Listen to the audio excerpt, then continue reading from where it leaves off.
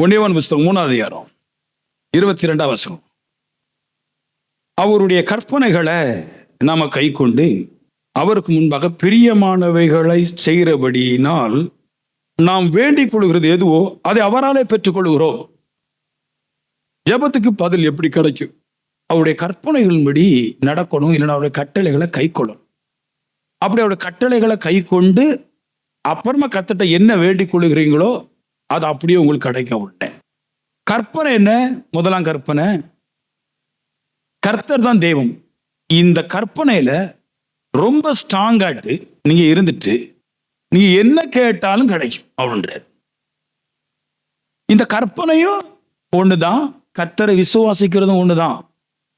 நான் இயேசுவை விசுவாசிக்கிறேன் அப்படின்னு சொன்னீங்கன்னாலும் கற்பனையில இருக்கிற முதலாம் கற்பனை தான் இயேசு கிறிஸ்து, இல்லைன்னா கர்த்தர். அதை கை கொள்றதும் அவரை விசுவாசிக்கிறதும் ஒண்ணுதான். ஏன் ஒண்ணுன்னு?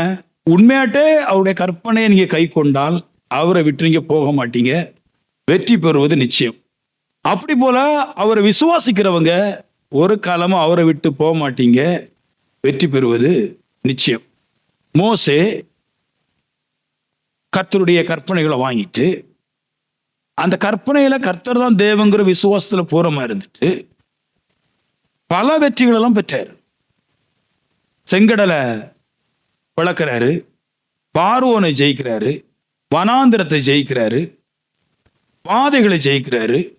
நிறைய அற்புதங்கள்லாம் அவர் செஞ்சு பெரிய பெரிய வெற்றியெல்லாம் அவர் உங்களுக்கு எடுத்தார். அவருடைய ஜெபம் பண்ணார் இல்லைன்னு சொல்லல. ஆனா அதுக்கு முன்னாடி விசுவாச வாழ்க்கைன்னு ஒன்று இருந்துச்சு. அதாவது கற்பனையை கை கொண்டு வாழ்க்கிற ஒரு வாழ்க்கை ஒன்று இருந்துச்சு. அது ஸ்ட்ராங்கா இருந்ததுனால தான் ஜெபத்துக்கு வேலையெல்லாம் கிடைச்சிது, பலனெல்லாம் கிடைச்சிது அப்படின்னு மோசே பற்றி சொல்லிட்டு வர.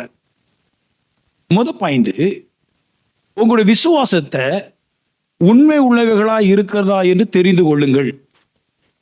மோசே விசுவாசத்தை சோதிச்சு பார்த்தான், உண்மையா இருக்குதான்னு தெரிஞ்சு பார்த்தான், தெரிந்து கொண்டான். இல்லையா? நான் விசுவாசிக்கிறேன் வாயினால சொல்றதுல பிரயோஜனம் இல்லை, அதை செக் பண்ணி பார்க்கணும், தெரிந்து கொள்ளணும்.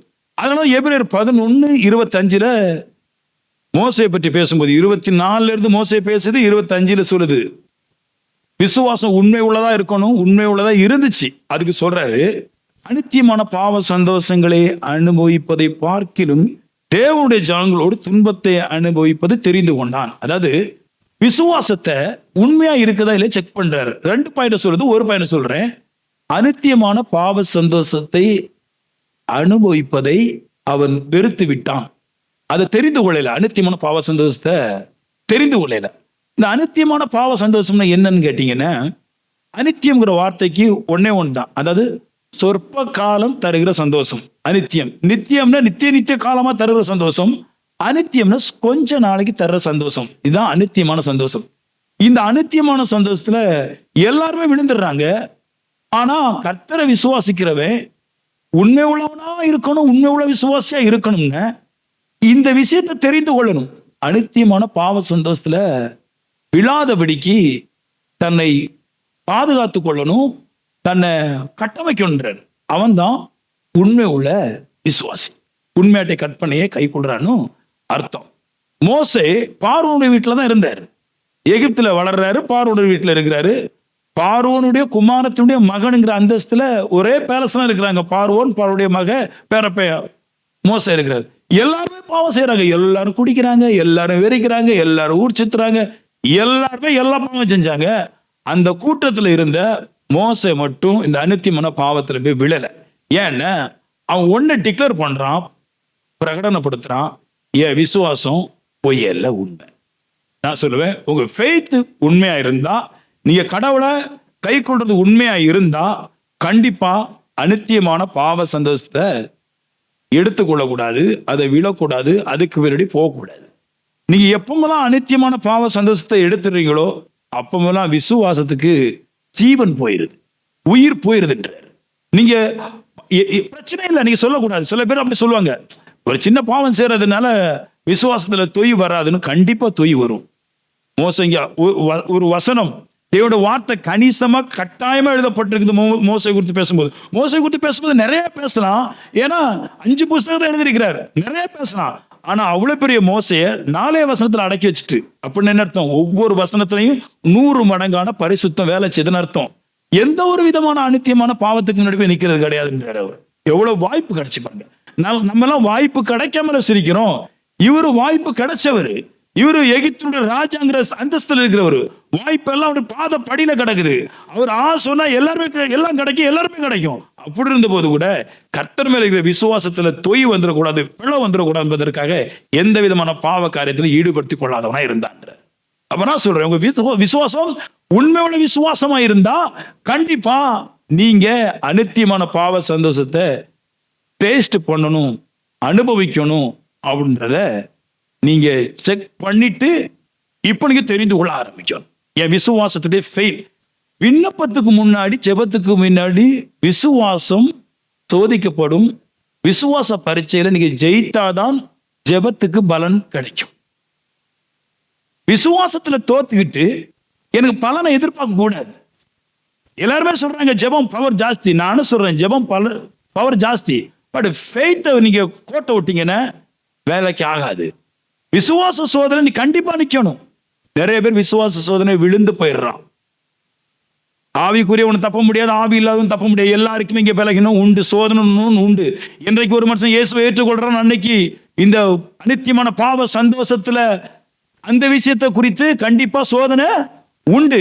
இந்த சோதனை ஜெயிச்சுட்டா, பூர்ணமான ஒரு விசுவாசத்துக்கு ஒருத்தன் வந்துட்டான், நான் சொல்லுவேங்க இவன் உபாசமே இருக்க வேண்டாம், இவன் சொல்றதெல்லாம் கர்த்தர் செய்வார். என்னைய பார்த்தா பிதாவாகிய தேவனுடைய ஆட்சி அடையாளங்கள் அப்படியே பார்க்கலாம். எந்த விதமான பாவ ரோகங்களும், பாவத்தினுடைய வல்லமைகளும், பாவ ஆசைகளும் எதுவுமே கிடையாது. இதுதான் ஃபெய்த். ஒருவன் தேவனை ஆராதிக்கிறான் அப்படின்னா தேவனுடைய சாயல் அவனுக்கு பிறப்பிக்கப்பட வேண்டும். அதான் ஃபெய்த், பூரணமா தான். அப்போ சோதனை வரும்போது அந்த சோதனையை ஜெயிக்கணும். உங்களுக்குள்ளாக நீங்க கட்டு போட்டுக்கணும். மனசு போன மாதிரி போக்கிட்டு வந்து ஜெபம் பண்ணலாம் ஒன்றும் கிடைக்காது. இப்படிப்பட்ட ஒரு வாழ்க்கைக்குள்ள நீங்க நுழைஞ்சிட்டீங்கன்னா நீங்க கேளுங்க, எப்போ வேணாலும் கேளுங்க, காலையில கேளுங்க, மாலையில கேளுங்க, எப்போ வேணாலும் கேளுங்க, கண்டிப்பா கட்டு தருவார். பாயிண்ட பிடிச்சிடுங்க. உங்க விசுவாசம் உண்மை உள்ள வேணும், அதுதான் பாயிண்ட். இப்போ எங்க பயணிக்க போறோம் அப்படின்னா விசுவாசம் கண்டிப்பா சோதனை உண்டு, பரீட்சை உண்டு. அதுல ஒரு 3 பரீட்சை சொல்றேன். மத்தேயுவின் புத்தகம் 15 அதிகாரம். ஒரு கானானிய ஸ்திரீ உடைய சாப்டர் இது. ஒரு கானானிய ஸ்திரீ இயேசு கிட்ட வந்து சொல்றான், விசுவாச பரீட்சை 3. அவன் 3 ஜெயிக்கிறா பாருங்க. வந்து சொல்றான், என்னுடைய மகளுக்கு பிசாசு பிடிச்சிருக்குது, கொடிய வேதனை இருக்குது, கொஞ்சம் have a mercy on me, என் மேல கொஞ்சம் இரக்கம் காட்டும் அப்படின்ற. கர்த்தர் ஒரு வார்த்தை கூட சொல்லல, அப்படியே போயிட்டாரு. ஏன் அப்படி போனாருன்னு, எங்க இயேசு நேர முகமுகமா பார்த்த ஒரு ஸ்திரீங்க நேரவே கேட்டா கொடுக்கணும், கொடுக்க கூடாதா? ஏசிட்ட போய் சொல்லுது, அப்பா என்னுடைய மக பயங்கர வேதனையில இருக்கிற, வலி பெயின் கொல்லுது, டெரிஃபைன் இருக்குது, பயங்கர கொடூரமான வலிங்கிறது இல்லையா, கொடூரங்கிறது டெரிஃபைங்கிறது, அவ்வளவு கஷ்டமா இருக்குது என் மக, உங்ககிட்ட தான் சுகமாக்குற வர இருக்குது, லைட்டா கையை நீட்டினா சுகமாயிருவாளே அப்படின்ற. அதுக்கப்புறம் ஒரு வார்த்தை கூட சொல்லல, பட்டுன்னு போயிட்டார். அப்போ நீங்க வாசிக்கும் போது ஒண்ணு புரிஞ்சுக்கிடணும், ஏசு கிட்ட கேட்ட பின்னாடி ஏசு கொடுக்கல. ஏன் அவர் கொடுக்கலன்னா ஒரு கேள்வி கேட்டதும் வரும், இவள் இன்னும் விசுவாச பரீட்சையில ஜெயிக்கல. ஒரு மனுஷன் என்னைக்கு விசுவாச பரீட்சையில ஜெயிக்கிறானோ அப்ப இயேசுவை கூப்பிடும் போது அவர் நிற்பாரு, பலன் கிடைக்கும். விசுவாச பரீட்சையில நிக்கல, இப்ப அந்த பகுதியில விசுவாச பரீட்சைக்கு நிக்கிறான். 3 விசுவாச பரீட்சை வருது. கொடூரமான ஒரு விசுவாச பரீட்சை வைக்கிறாரு, 3லயும் ஜெயிக்கிறாரு. விசுவாச பரீட்சை, சீசர்கள் இயேசுட வந்து இவளை துரத்தி விட வேண்டும் என்று கேட்டார்கள். அனுப்பி விடுங்கிறார்.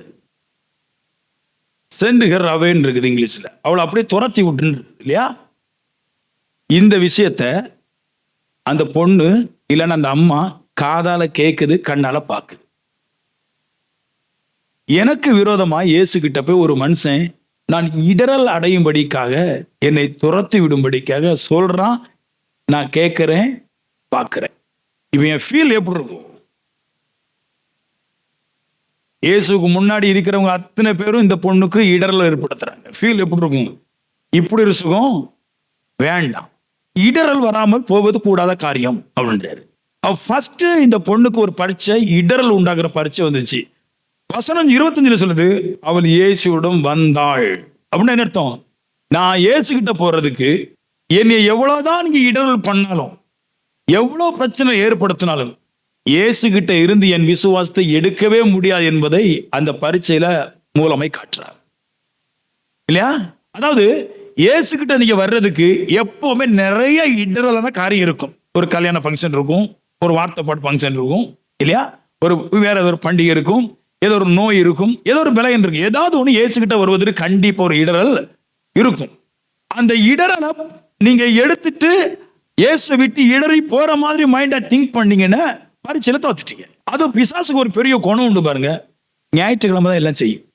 கலண்டரை பின்னாடி பார்க்கிறவன் எல்லாம் பைபிளை முன்னாடி இன்னும் பார்க்கலன்னு அர்த்தம்.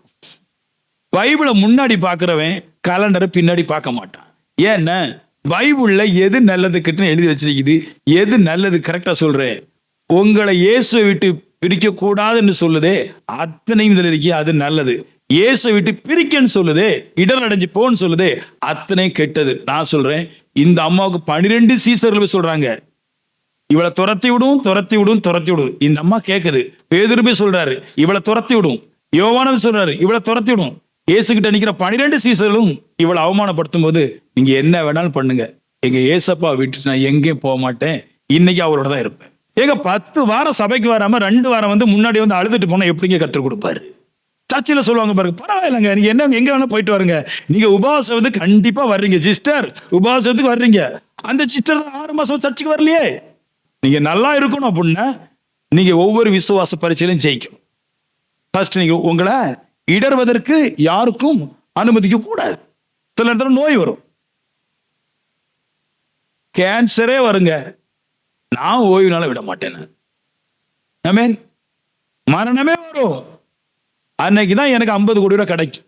நான் ஓய்வுனால கர்த்தருக்கு முடிச்சுக்கிட்டு கர்த்தரை பார்த்துட்டு தான் போவேனே தவிர எத்தனை லட்சங்கள் வந்தாலும் நான் இடறி போக மாட்டேன். எந்த மனுஷன் வந்தாலும் எழுதி போக மாட்டேன். ஜெயிச்சிருக்கீங்களா இப்படிப்பட்ட விசுவாசத்தை?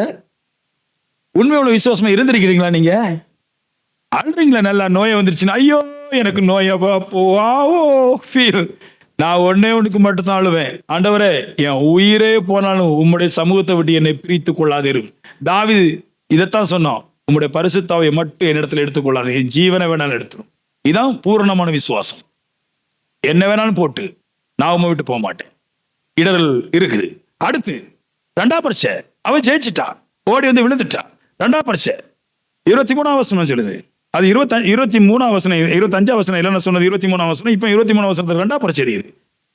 இவள் நம்மை பின்தொடர்ந்து கூப்பிடுகிறாளே அப்படின்றாங்க. ஏசு சொல்றாங்க, இந்த அம்மா திருப்பி திருப்பி அகைன் அகைன் அகைன் திருப்பி திருப்பி கூப்பிட்டே இருக்குது அப்படின்றாரு இல்லையா? அப்போ அப்படின்னா தொடர்ந்து ஜெபம் பண்ணிக்கொண்டே இருக்கிறாங்க இல்லையா? Have mercy, have mercy, have mercy, இறக்கந்தாரும் இறக்கந்தாரும், பெயின் பெயின் பெயின், சேம் நம்ம ஜெபம் தான். ஹலோ, வலிக்குது வலிக்குது வலிக்குது, பிரச்சனை பிரச்சனை பிரச்சனை, பாடு பாடு பாடு, குடும்ப சண்டை சண்டை, வலி வலி வலி, பிடிக்கல பிடிக்கல பிடிக்கல, பிடிக்குது பிடிக்குது பிடிக்குது, இதே ஜெபம் இந்த மாதிரி பண்ணிட்டு தான் இருக்கிறது. அப்படி பண்ணிட்டு இருக்கும்போது ஒரு விஷயம் உங்களுக்கு தோணும் தெரியுமா? நீங்க ஜெபம் பண்ணிக்கிட்டே இருந்தா ஒண்ணு தோணும், சோறு வரும். எதுல வரும்? ஜெபத்துல வராது. ஒண்ணு பாயிண்டா பிடிச்சிருங்க. நீங்க இங்க ஜெபிக்கிறீங்களா? இங்க ஜெபிக்கிறீங்களா? நீங்க இங்க ஜெபிக்கிற நீங்க இயேசுவை விட்டு நீங்க போனா அங்களும் ஜெபிக்க தான் ஜெபிங்க. ஜெபத்துக்கு சோர்வோ ஓய்வோ வராது. நீங்க யாரிடத்துல ஜெபிக்கிறீங்களோ அந்த ஆள் தரலன்னா அந்த ஆளை குறித்து ஒரு சோர்வுகள் உண்டாயிரும். ஆனா இந்த மாதிரி அவங்க போய் சொல்றாங்க, ஐயோ இந்த மாதிரி ஜெபிச்சுட்டே இருக்குது, சென்றுகிறாவே துரத்தி விட்டுரும். அதுக்கு அவ சொல்றா, ஏசப்பாவை நான் ஜெபம் பண்ணக்கூடாத விடிக்கு, அவர் எனக்கு தரக்கூடாத விடிக்கு நீங்க என்னதான் தடை பண்ணாலும், எவ்வளவுதான் சோர்வு எனக்கு ஏற்படுத்தினாலும் அவர் தராம நான் அவரை விட்டு போக மாட்டேன். எனக்கு சோர்வு ஏற்பட ஏற்பட, பிசாசுகள் சோர்வை ஏற்படுத்த எனக்கு பதில் வந்த பின்னாடி பதில் என் வாழ்க்கை கிடைக்க கூடாதபடி செய்யும் போது தானியேலை போல ஜெபிக்க ஜெபிக்க பதில் வந்துச்சு. ஆனா இன்னும் வந்து சேரல, சோறு வந்துருச்சு. எத்தனை சோறு வந்தாலும் உம்மை விட்டு நான் போக மாட்டேன். பைபிள் முழுக்க 3 வார்த்தை தான், அன்பு, விசுவாசம், பரிசுத்தம். இதுதான் பைபிளே, மொத்த பைபிளே அதுதான். ஆனா அதெல்லாம் யாருக்கும் பிடிக்கல, நம்மளுக்கு இதுதான் பிடிக்குது. என்னது? ஷோ, ஃபீல், நோ, அது கர்த்தருக்கு வேண்டாம். உண்மை உள்ளவனா இது. எத்தனை பேர் உன்னை சோர்வுக்குள்ள கொண்டு போனாங்க, நான் சோர்வடைய மாட்டேன். என்னதான் வந்தாலும் காலையில வெள்ளனையே எந்திரிச்சு, அதுக்குதான் ஆண்டவர் சொன்னாரு, வெள்ளி ரெடி பண்ணையா, சனி நல்லா ரெடி பண்ணையா, இந்த 2 நாளும் கிடைக்கிற குஷியில ஞாயிற்றுக்கிழமை வெள்ளனே வந்து இருந்துருவ. கர்த்தர் இந்த விசுவாசத்தை பார்த்து கொஞ்சம் மனதுருவார். 3வது பிரச்சனை, அதுல ஒரு வார்த்தை கொடுத்துருப்ப, அந்த அற்புதத்துல நிறைய இருக்கு. இந்த மிருகங்களை குறித்து அந்த இதுல பேசுவார். அந்த ஸ்திரீ கானானிய ஸ்திரின்னு சொல்றா. கானானிய ஸ்திரின்னு தெரியுமா? கானானிய ஸ்திரீ, கானான் தேசத்துல இருந்து கானானியர்கள்ல ஒரு 12 சீசர்ல ஒருத்தன் இருக்கான். 12 சீசர்ல ஒருத்தன் வந்து கானானாகிய சீமோன். யூதாஸுக்கு முந்தின சீசன் புக்ல 11வது சீசன் சீமோன், கானானாகிய சீமோன். அதுக்கு பின்னாடி தான் யூதாஸ் வர்றாரு. இந்த கானானியர்னா யாருன்னா யூத இஸ்ரவேலர்கள் தான். அதுலயும் வைராக்கியம் உள்ளவங்க, எந்த பக்கம் போறாங்களோ அந்த பக்கத்துக்காண்டி உயிரே கொடுத்துருவான், அப்படிப்பட்ட ஒரு டைப். அதான் கானானிய சீமோன். அந்த இஸ்ரவேலுக்குள்ளாக மிகுந்த வைராக்கியம் பாராட்டக்கூடிய ஒரு வகையான மனுஷர்கள், அப்படிப்பட்ட வகை இல்லையா? இதுதான் கானானிய ஸ்திரீ. இந்த ஸ்திரியை பார்த்து கடவுள் ஒரு வார்த்தை பேசிட்டார், நாயின்டர். அப்ப அந்த அம்மா வந்து கேக்குது, எனக்கு கொஞ்சம் இறங்கும். ஓடி வந்து கடைசியில் எப்படியாது பக்கத்துல வந்து விழுந்து எனக்கு கொஞ்சம் இறங்கும். அதுக்கு அவர் சொன்னாரு, பிள்ளைங்களுடைய அப்பத்தை நாய்க்கு போட முடியாது. அப்படி என்ன அர்த்தம்? பிள்ளைக்கு உள்ள ஆகாரம் நாய்க்கு போட முடியாதுன்னு, தெரு நாய்க்கு தான் வீட்டில் அடிக்கிற ஆகாரத்தை கொடுக்க மாட்டாங்க. அது வீடு வீடா போய் தின்னுட்டே இருக்கிறதுனால இந்த பிள்ளைங்களுடைய அப்பம்னா பிள்ளைங்கள் தின்னு போக இருக்கிற மீதியை ஒதுக்கி நாய்க்கு வைக்க மாட்டாங்க. அது வந்து கண்ட கண்ட இடங்களை போய் தின்னுட்டே இருக்கும். அதனால ஆண்டவர் சொல்றாரு, பிள்ளைங்களுடைய அப்பத்தை எடுத்து நாய்க்குட்டிக்கு போட முடியாது, நாய் குட்டிகளுக்கு போட முடியாதுன்றார். என்ன அர்த்தம் அப்படின்னா, இந்த நாய்கள் இருக்கு பாருங்க, இந்த நாய்கள் என்ன எல்லா வீட்டிலும் போய் எல்லா வகையான சாப்பாட்டையும் எடுத்து சாப்பிடும். எங்க வீட்டுல முள்ளு திங்கும், பக்கத்து வீட்டுல போய் பன்னிக்கறி தின்னும், இன்னும் அடுத்த வீட்டுல போய் மீன் கறியை தின்னும், இன்னும் அடுத்த வீட்டுல வெறும் மண்டை போட்டு தின்னுட்டு இருக்கும். சில வீட்டுல சில நாய்கள்லாம் சூடு சொரண கெட்டது மரக்கறியை தான் தின்னுட்டு போயிடும். அப்படிலாம் நாய்கள்லாம் பார்த்துருக்கிறேன். இந்த நாய்களுக்கு வீட்டுல ஆகாரம் கிடையாதுன்றார். உங்களுக்கு புரிஞ்சிருக்குன்னு நினைக்கிறேன். கடவுளாட்டு சபையாய் அழைகிற எந்த ஒரு விசுவாசிக்கும் தெய்வம் ஆகாரம் கொடுக்கிறது கிடையாது. நான் ஆவிக்குரிய சர்ச்சில் இருந்துருவேன், நான் அந்தோனியார் சர்ச்சுக்கும் போயிருவேன். கர்த்தர் சொல்றாரு, சாப்பாடு இங்கே கிடையாது. நான் ஆவிக்குரிய பிள்ளையா இருப்பேன், இந்து கோயிலுக்கும் போயிருவேன், ஆகாரம் கிடையாது. தெரு நாய்களுக்கு ஆகாரம் கிடையாது. அப்ப ஒண்ணு புரிஞ்சிருச்சு, விசுவாசத்துல கர்த்தர் தான் தேவன் அப்படின்னு அதுல மட்டும்தான் குனிச்சு நிக்கணும், தலையை குனியணுமே தவிர வேற எந்த இடத்துக்கும் போயிடக்கூடாது, சாப்பாடு கிடைக்கான்னு ஏசு சொன்னாரு. இப்ப டிபேட் இன்னும் முடியல, விவாதம் முடியல, மறுபடியும் அந்த பொண்ணு ஆர்குமெண்ட் தொடங்குறா. ஆண்டவர் சொல்றாரு, இந்த புள்ள சொல்லிச்சு, ஆண்டவரே லார்ட், எஜமானுடைய மேசைக்கும் கீழே இருக்கிற நாய் எஜமானுடைய துணிக்கைகளை தின்னுமே அப்படின்றார். இது என்ன நாய் பத்தி பேசுன? இவரு சொறி நாயை பத்தி பேசினாரு, அந்த மாதிரி வீட்டு நாயை பத்தி பேசுது. சில நாய்களை நீங்க பார்த்திருக்கீங்களா? ஆமா தான், கரங்களை தட்டி ஒரு கரங்களை தட்டி. ஒரு வகை நாய் சொன்ன பாருங்க, இது தெரு நாய், எல்லாருக்கும் வாலாட்டு. இன்னொரு வகை நாய் இருக்கு பாருங்க, அது வீட்டுக்குள்ளே இருக்கும், எஜமான் வீட்டுல சாப்பாடு போட்டா தின்னும், இல்லைன்னா பட்டினி கிடக்கும். அப்படி நாய் பார்த்திருக்கீங்களா நீங்க? வீட்டை விட்டு வெளியே போவாதுங்க அந்த நாய், அதுக்கு சங்கிலியே வேண்டாம். இந்த தெரு நாய்க்கு தான் சங்கிலி போட்டு கட்டி உள்ள போட்டு வச்சிருப்பான், போச்சுன்னா அது எங்கெல்லாம போயிட்டு வரும். ஆனா வீட்டு நாய்னு ஒன்று இருக்குது, அது எங்க இருக்கும்னா கரெக்டா எஜமானுக்கும் கீழே மேசைக்கும் கீழே தான் போய் நிற்கும் எப்பவும். சில வீட்டுல நாய்கள் எஜமானுடைய மேசைக்கு மேல இருக்கும், பெட்டில் கிடக்குது.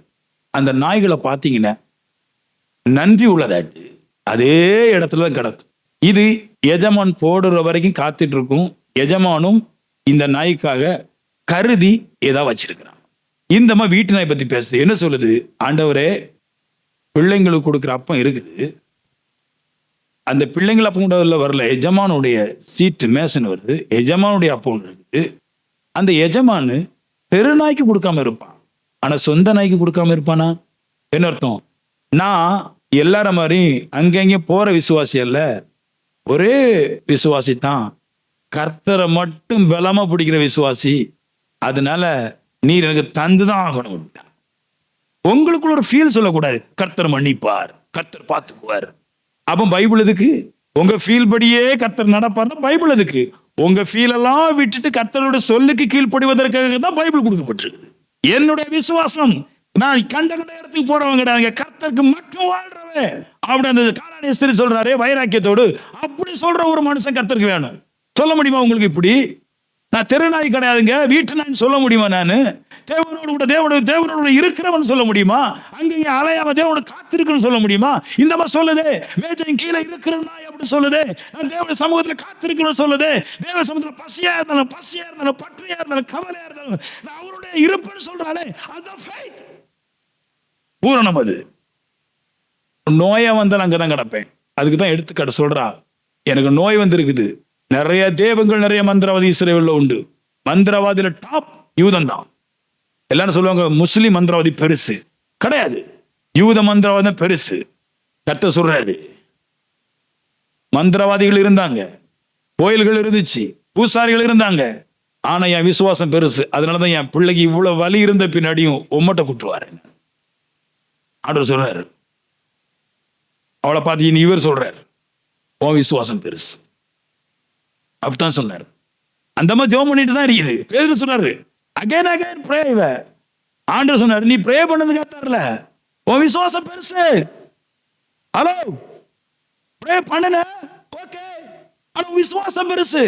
போகலையே, இவ்வளவு பிரச்சனை என்னை விட்டு போகலையே, சீசனை துரத்துறா போகலையே, சீசனுடைய நக்கல் போடுற நீ போகலையே, உன் பிள்ளை அங்க வேதனோட அழுது நீ திருப்பி போகலையே, எனக்கு பின்னாடி வந்துட்டே இருக்கிறியே, என்னோட வாக்குவாதம் பண்றியே, உன் விசுவாசத்தை என்னோட மோதி பாக்குறியே, காலம் பகல் காலம் பேதுரு யோவார்கள் மோதுற மாதிரி என்னோட கூட விசுவாசத்தை மோதுறியே, என்னோட வாக்குவாதம் பண்றியே, நீ எவ்வளவு பெரிய ஆளு.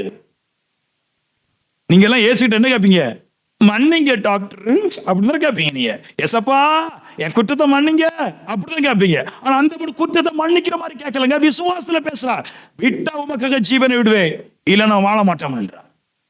நம்ம மன்னிப்பு கேட்போம், எல்லா பாவத்துக்கும் மன்னிப்பு தான். ஆனா இங்க பாக்க இவங்க என்ன பேசுறாங்க பாத்தீங்களா? விசுவாச வாழ்க்கை பத்தி பேசுறாங்க. ஐயோ உமக்காக வாழ்ந்துட்டு போறதுங்க, வலியா இருக்கட்டும் மண்ணாங்கட்டி அடிக்கிற உமக்காக வாழ்ந்துட்டு போயிட்டு இருந்தேன். மேசங்கில நான் இருப்பேன். விசுவாசம் ஸ்ட்ராங் ஆகுற வரைக்கும் இழவுகள் நிறைய வந்துட்டு தான் இருக்கும். இதை கர்த்தருடைய சித்தம் சொல்லி கர்த்தர் அனுமதிக்கிறேன்னு சொல்லாத. விசுவாசம் ஸ்ட்ராங் ஆகுற வரைக்கும் இழவுகள் வந்துட்டு தான் இருக்கும். விசுவாசத்துல ஸ்ட்ராங்கா இருக்கிற போது லாபகரமான விஷயங்கள் வந்துட்டு இருக்கும். கர்த்தரை தேடி பிடிச்சி போய் சொல்லணும், ஆண்டவர் நான் உண்மை விட்டு போக மாட்டேன், நான் உண்மை விட்டுறானே போக மாட்டேன். நானு அந்த விசுவாசத்தோட பேசுற ஆற்றல் இருக்கு உங்களுக்கு, அந்த பவர்ஃபுல்லான ஒரு ஆற்றல். கர்த்தரை நேரே பிடிச்சி இழுத்து வச்சு 4 கேள்வி என்ன நாம விட்டு போனா பாரு, என்னைய நம்ம விட்டோமா விட மாட்டேன், எனக்கு தர வேண்டிய தாரும் கேட்கிற ஒரு ஆற்றல். கர்த்தர்கிட்ட பெறவே நான் சொல்றேன், கண்டிப்பா அவனுடைய கேரக்டர் மாறாம கர்த்தர் கொடுக்க மாட்டார். நீ நம்பவே செய்யக்கூடாது, ஜெபம் பண்ணி வாங்கினாங்க. கேரக்டர் மாறாம கர்த்தர் கொடுக்கவே செய்யாது. கேரக்டர் மாறின யாரையும் ஒரு ஆளை அவமானமா பேச மாட்டான், இழிவாய் பேச மாட்டான். அதுலதான் இழிவாய் பேசின பேதுருவை பார்த்து 12 சீசன்ல பார்த்து ஏன் சொன்னாரு, பிசாசே நீ பின்னாடி போன, பிசாசே நீ பின்னாடி போ. பேதுருவை பார்த்து சொன்னாரு. அவன் அன்னைக்கு அவனுக்கு ஜெபத்துக்கு பலனே இல்லை. என்னைக்கு ஜெபத்துக்கு பலன் வாங்கினானோ அதுக்கு பின்னாடி ஒவ்வொரு ஆத்மாவையும் தெய்வத்தை போல அவன் எண்ண ஆரம்பிச்சான். ஒரு மனுஷனோட பேச மாட்டான். ஜெபம் பண்ண கிடைக்குன்னு சொன்னானே, அவன் கேரக்டர் தப்பா இருந்த ஜெபத்துல கடவுள் கொடுக்கவே செய்யாது. கேரக்டர் கரெக்டா இருக்கும். மேஜைக்கு கீழே இந்த நாய் இருக்குமையா அப்படின்னு சொன்னாலே, கன்ஃபஸ் பண்ணாலே, இதை சொல்லணுமே நம்மளுக்கு, நான் தேவ சமூகத்துல இருப்பேன். எப்பவுமே பொருளாதாரத்தை பார்த்து எனக்கு கிடைக்கல சொல்லக்கூடாது. ஏமேன், எனக்கு கிடைக்கல சொல்லக்கூடாது. நான் கரெக்டா இருந்த கர்த்தர் கண்டிப்பா எனக்கு மிச்சம் வைக்காது, அதிகமா தான் தரும். ஒரு வார்த்தை சொன்னார்ல, உன் விசுவாசம் பெருசு அப்படி சொன்னார்ல, சொல்லிக்கிட்டு அந்த வார்த்தை இன்னொரு வார்த்தை போடுவாரு, உன் விருப்பத்தின்படி உனக்கு ஆக கடவுள். இல்லையா, நீ கேட்டதில் அவர் தர்றது இல்லையா. என் மகளுக்கு பெயின் இருக்கு, சஃபர் இருக்குது, வேதனை ஜாஸ்தியா இருக்குது, பிசாசு பிடிச்சிருக்குது. ஆண்டவர் சொன்னாரு, நீ என்னதான் அவ கேட்டது சொன்ன, அவ கேட்டது என் மகளுடைய வேதனை போகணும், பிசாசு போகணும். அதுக்கு அவர் சொன்ன பதில், உன் விருப்பத்தின்படி ஆக கடவுள். என்ன அர்த்தம்? நீ கேட்டது 2 தான் கேட்ட, ஒன்னு பிசாசு போகணும், இன்னொன்னு வேதனை போகணும். நான் சொல்றேன், நீ கேட்கறதெல்லாம் உனக்கு கிடைக்கும். உங்களுடைய விசுவாசம் பெரிதாக இந்த பகுதியில் இருந்து ஒரு வார்த்தையை சொல்லட்டும். இயேசு பேதுருட்ட ஒரு வார்த்தை சொல்லுவார், காணாமல் போன இஸ்ரேல் வீட்டாரிடத்திற்கு அனுப்பப்பட்டனே அல்லாமல் மற்றபடி அல்ல அப்படின்னு என்ன சொல்றாரு? இயேசு யாருக்கு அனுப்பப்பட்டார்? நல்லா புரிஞ்சுக்கங்க. நீங்க எங்க இருந்து லாபத்தை விட்டுறீங்கன்னு சொல்லி தந்துடுறேன் இல்லையா? உலகத்துல டாப் ஆராதிக்கிறவன், டாப் பாடுறவன், டாப்பா துதிக்கிறவன் இஸ்ரவேலன் தான் இல்லையா? உலகத்துல எந்த மதத்துடைய ஆராதனை பார்த்தாலும், துதியை பார்த்தாலும், பாடலை பார்த்தாலும் யூதன மாதிரி இருக்காது. யூதன் என்ன அர்த்தம்? இஸ்ரவேல்னா யாருன்னா ஆவிக்குரியவன்.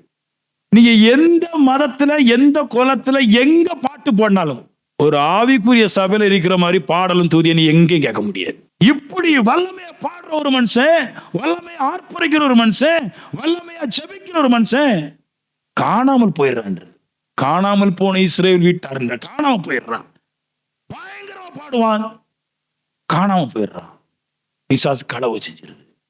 பிசாசுக்கு ஒண்ணு தெரியும், ஒண்ணு தெரியும், நீ நல்லா பாடுற, நல்லா ஜபிக்கிற, நல்லா நீ ஆராதனை செய்யற, நல்லா பாடுற, ஜபிக்கிற, துதிக்கிற, எல்லாம் பெர்ஃபெக்ட்டா இருக்கிற நல்லா நினைச்சுக்க. அடுத்து ஈஸியா நீ மனசு மறுரூபமாக போற, டக்குன்னு நீ பணக்காரனா போற, உன் வெற்றி கிடைக்க போது, நல்லா பாடி ஆராய்ச்சி போதே பிசாசு உள்ள புகுந்து உன்னை களவு செய்யும். அதான் பிசாசு எடுத்து வந்துடும். நீ சோவையா இருக்கிற வரைக்கும் பிசாசு ஒண்ணுமே செய்யாது, நல்லா தூங்கும், ஒண்ணும் செய்யாது. நீ கரை தட்டாம இருக்கிற வரைக்கும் பிசாசு ஒண்ணும் செய்யாது. நீ ஆர்ப்பரிச்சு தேவனுக்குள்ள அடல் முட்டி எழுப்பி வரும்போது பிசாசு தெரியும், அடுத்த கட்டாயம் சுதந்திரிப்பான் தெரிஞ்சுக்கிட்டு டக்குனு இவன் அந்த கூட்டத்துல இருந்து உருவிடும். சர்ச்சில் நிறைய காணாமல் போன ஆடலாம் இருக்குது. பிசாசுக்கு தெரியும், காணாமல் போன இஸ்ரவேல் வீட்டார் ஆடு என்றார், வழி கொடுக்கிறேன், நீ காணாமல் போன ஆடு என்றார். நீ இன்னைக்கு பாடு, சூப்பரா பாடுவ. நீ சின்ன பிள்ளை இருந்து சாகர வரைக்கும் நீ பாடு, துதி கொஞ்சம் அழகா இருக்கும். ஆனா கர்த்தர் இல்லாத மனுஷன் துதிச்சாம்ன அவங்க துதியும் வராது, ஜெபமும் வராது. இப்படி நீ தேவனுடைய துதிச்சு துதிச்சு துதிச்சு கேரக்டரை மாத்தி நல்ல தேவனுடைய பழுத்த பழமாய் மாறி போற காலத்துல நீ பழுக்கிறதுக்கு முன்னாடி பிசாசு கல் அடிச்சு காணாம போயிடுச்சு. இந்த ஸ்திரீ, கானானிய ஸ்திரீ இப்படிப்பட்டவன் தான். ஏதோ ஒரு கள்ள உபதேசத்தை கேட்டு, கள்ள மனுஷனுடைய பேச்சை கேட்டு நல்ல ஆராய்ச்சி இருந்த ஒரு ஸ்திரீ டாப்ல போகும்போது டக்குன்னு பிடிச்சி இழுத்து கொண்டு போனா பிசாசு வந்து மூட்டிக்கிடுச்சு. வலி, வேதனை, காணாமல் போனாடு. நல்லா பாடுறவன் வஞ்சிக்கப்படுவான், நல்லா துதிக்கிறவன் வஞ்சிக்கப்படுவான், நல்லா ஜெபிக்கிறவன் வஞ்சிக்கப்படுவான். ஏன்னா அவனுக்கு தெரியும் அவன் ஒரு வல்லம் இருக்குது. நல்லா பாடி பாடி ஆராய்ச்சி அனல் மூட்டி அனல்ல எழும்பி தெய்வத்திட்ட ஒட்டிக்கிடுவான்னு தெரியும். ஆனா அவனை ஈஸியா பிசாசு பிடிச்சிருது, டக்குன்னு கவர்ந்துருது, டக்குன்னு ஒரே அமுக்கு அமைக்கிச்சு போயிருது. கர்த்தர் சொல்லுவார் பேதுருட்ட, காணாமல் போன ஆடாகிய இஸ்ரவேல் வீட்டார் அனுப்பப்பட்டிருக்கிறேன். அவருக்கு ஒரு ஏக்கம், நல்லா பாடி துதிச்சிட்டு இருந்தது நான் காணாமல் போயிச்சே, இந்த பிள்ளைகளை நான் எடுக்க வந்திருக்கிறேன்னு சொல்றாரு. உங்க விசுவாசம் பெருசாகண்டாமா? நீ நல்லா பாடுறவ, நல்லா துதிக்கிறவ, நல்லா ஜெபிக்கிறவ, பக்கத்துல வந்துட்டியே நீ 100 மார்க் வாங்குறதுக்கு பக்கத்துல வந்துட்டு 85 தாண்டிட்ட, இன்னும் 15 தான். ஆனா 15 கொஞ்சம் கஷ்டமா தான் இருக்கும். மல்யுத்தம் பண்றவன் சட்டத்தினுடைய பண்ணாவிட்டால் முடிசூடப்பட மாட்டான். சலாமம் பண்றவன் ஆகாயத்தில் அடிக்கிற மாதிரி செலவு பண்ணா பலன் பெற மாட்டான். எதுவுமே கருத்து இல்லாமல், கோட்பாடு இல்லாமல் எது வேலையும் செய்யாதுன்றார். கருத்து, விசுவாசம், இந்த கருத்துடையவனாய் வேலை செஞ்சா அவன் வெற்றி பெறுகிறான்.